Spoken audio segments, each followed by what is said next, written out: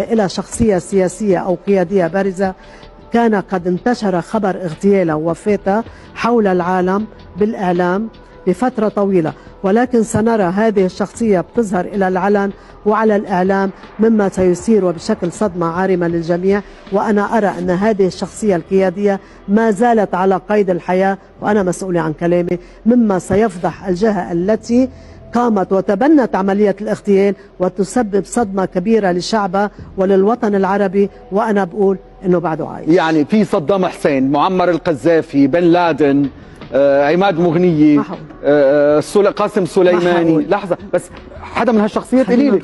بعرف بتخلصي بس حدا ما بعرف، ما حقول مصمم جمال خاشقجي. يعني انت قولي لي اذا عرفت. ما حقول، ما بقول يا ليلى، ما حقول مين بيني وبينك. لا ما حقول حدا من هالشخصيات، ما حقول مين.